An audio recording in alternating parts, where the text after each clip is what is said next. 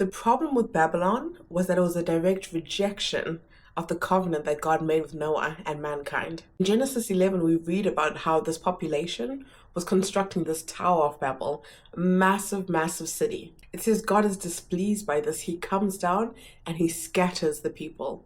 And he introduces new languages such that they can't co-conspire amongst themselves. They can't speak to each other as they once did.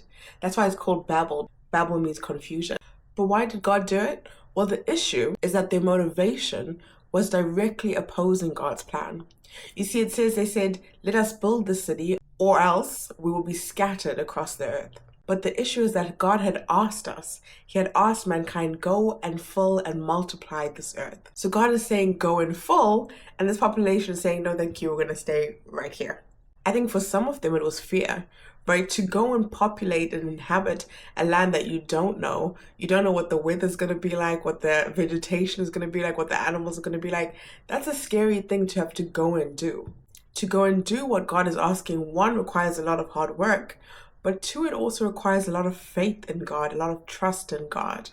So those who said, I'd rather not go, I'd rather stay here, are essentially saying to God, I don't trust you out there. Even though you created there, I will not do what you have asked me because I don't think you're capable of taking care of me there, even though you created there. But God scatters them anyway. And I love this because sometimes when you read the Bible, it seems like God doesn't always intervene in the plans that we have. But one thing is that when God tells people to go and they don't go, let's just say they end up going anyway. Ask Jonah. In fact, ask Moses. He says it's time to go. It is time to go. And you will end up going. Second reason is it's obviously a vanity project. They said, let's make a name for ourselves. Let's make ourselves famous. Now, God isn't against innovation and creation at all.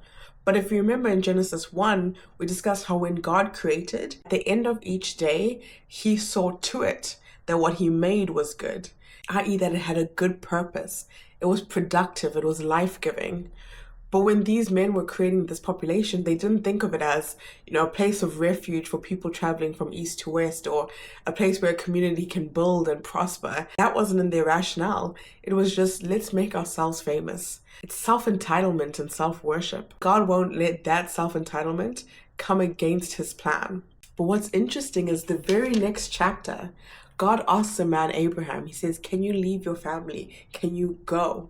Abraham goes, and God says to him, I will make your name known. I will make for you a great nation. The very thing that these Babylonians were trying to take for themselves, God gave freely to a man that was willing to obey him. And that is the story of Babylon. I'll see you tomorrow.